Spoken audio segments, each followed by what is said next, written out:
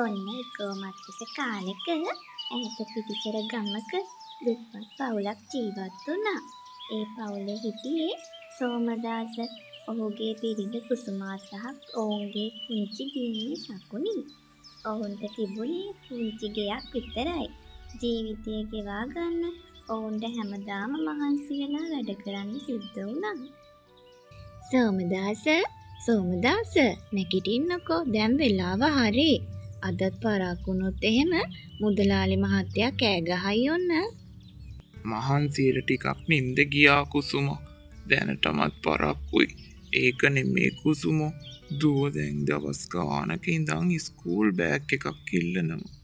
ඊයේත් යාළුවෝ දුවට විහිළු කරා කියලා කිව්වා. අනේ මොනවා කරන්නද සෝමදාස? අපිට හරියට කන්නවත් සල්ලි නැති එකේ ඕවා කොහොම ගන්නද? ඔයා ඉක්මනට එන්නකෝ. අදවත් මුදලාලිගෙන් කීයක් හරි ඉල්ලගන්න බලන්න. සෝමදාස වැඩ කළේ ගමේ හිටපු ලොකුම සල්ලිකාරයා වෙන මුදලාලිගේ එළවලු වත්තේ. මුදලාලි කියන්නේ හරිම නපුරු, ගොඩාක් ලෝභ, අසරණයන්ගෙන් වැඩ අරන් පොඩි මුදලක් දෙන මිනිස්සෙක්. මොකද සෝමදාස මෙච්චර පරක්කු ඔයලට වැඩ කරන්න ඕනි වෙලාවට එනවා. නැත්නම් නිදා ගන්නවා. අර වත්ත පල්ලෙහා තක්කාලි පාති ටික අද දවස් ඇතුළත වල් පැල අයින් කරන්න. පොහොර දාලා ඉවර කරන්න ඕනි. නැත්නම් අද දවස් කුලියෙන් භාගයක් කපනවා. සෝමදාස කිසිම කතාවක් නැතුව හිස නමාගෙන දැඩි අවුවේ මහන්සි වී වැඩ කරන්න පටන් ගත්තා. කොන්ද කැඩෙනකම් වැඩ කරත් හවසට සෝමදාසගේ අතට ලැබුණේ කෑම වේලටවත් මදි සොච්චම් මුදලක්. අනේ මුදලාලි මහත්තයෝ, මගේ පොඩි එකීගේ ස්කූල් බෑග් එක ගන්න තියෙනවා. තව රුපියල් 200ක් වැඩිපුර දෙන්න පුළුවන්ද?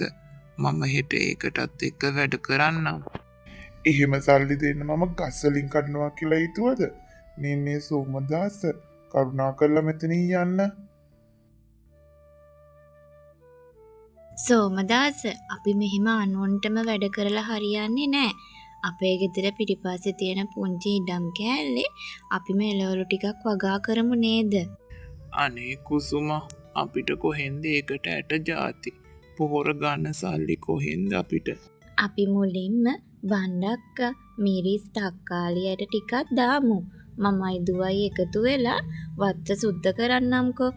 ගෙදර තියෙන අලු කොම්පෝස් පොහොර දාලා අපි සාත්තු කරමු.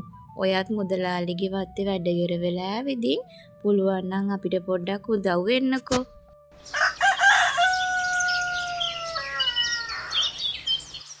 සෝමදාස වැඩට යන්න පිටත් වුණු ගමන් කුසුමයි සකුනි එකතු වෙලා ගෙදර පිටිපස්සේ වත්ත සුද්ධ කරලා එළවලු පැල හිටවලා වතුර එහෙමත් දැම්මා. ඉතින් මෙහෙම දින සති ගෙවිලා ගියා.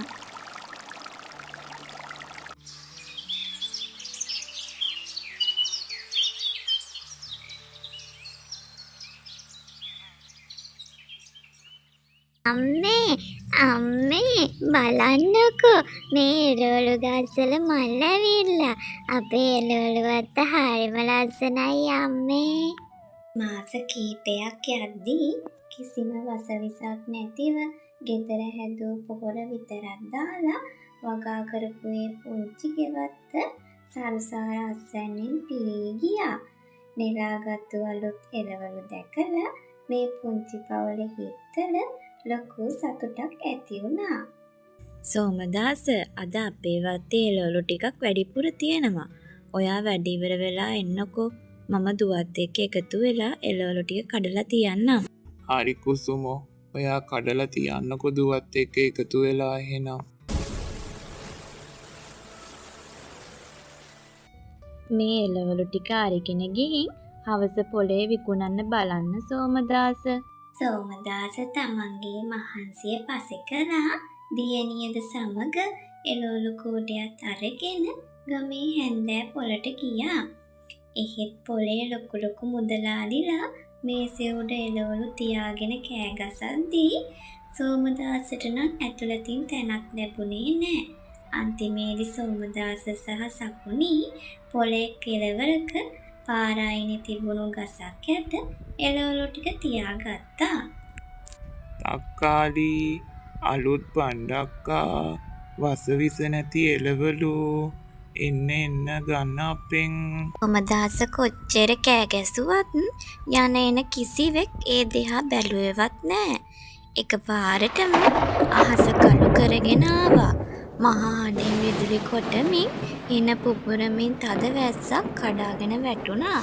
අයියෝ හොඳටම වහිනවනේ මොනව කරන්නද මන්ද දැන් නන්දුවේ. අනේ තාත්තේ මට නම් දැන් බයයි.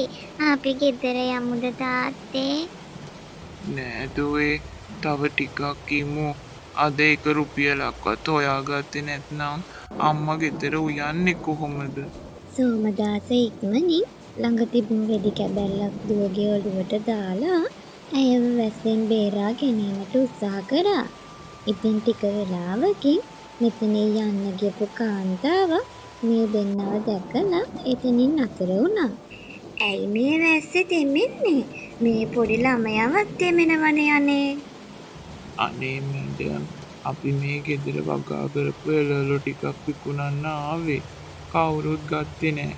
වැස්ස නිසා ගෙදර යන්න විදියකුත් නෑ.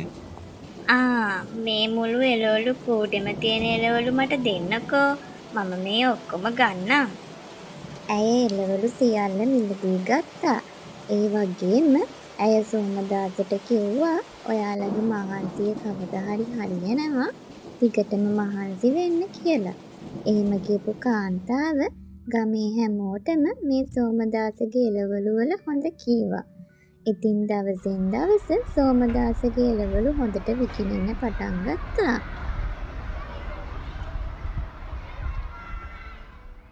කුසුමා මම මුදලාලිගේ වත්තේ කුලී වැඩෙන් අයින් වෙන්න කියලා බැලුවේ. මම මගේම මහන්සියෙන් දියුණු වෙන්න ඕනේ කුසුමෝ. ඒකනම් හොඳයි සෝමදාස. මුදලාලි මහත්තයාත් එක්ක ගිහින් කතා කරන්නකෝ එහෙනම්.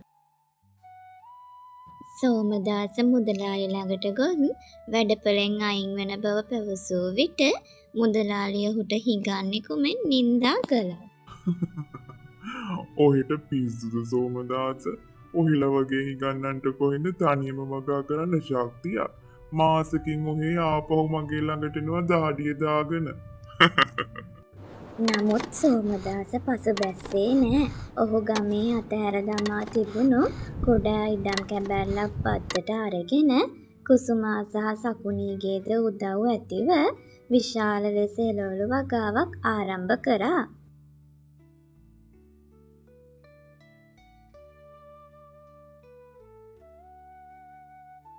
ඔන්න ඉතින් ටික කාලෙකට පසුව සෝමදාසගේ පුංචි එළවලු කොටුව ඉතා සරුවට හැදිලා තිබුණා. ඉතින් මේ සෝමදාස ගමේ කීප දෙනෙක් සමග එළවලු කඩලා ඒව විකුණන්න පටන් ගත්තා. ඒ වගේම නගරේ ලොකු ලොකු වෙළඳසැල් වලින් පවා සෝමදාසගේ එළවලු මිලදී ගන්න ගෙදරටම එන්න පටන් ගත්තා. ඉතින් මේ සෝමදාස ඒ ලැබුණු සල්ලි වලින් ලස්සන නිවසක් හැදුවා. ඒ වගේම මේ 3 දෙනා එදා ඉන්න සතුටින් ජීවත් වුණා. ඉතින් මේ ගමේ හිටපු ලෝභ මුදලාලිගේ එළවලු වත්තන මුළු මුනින්ම විනාශ වෙලා ගියා.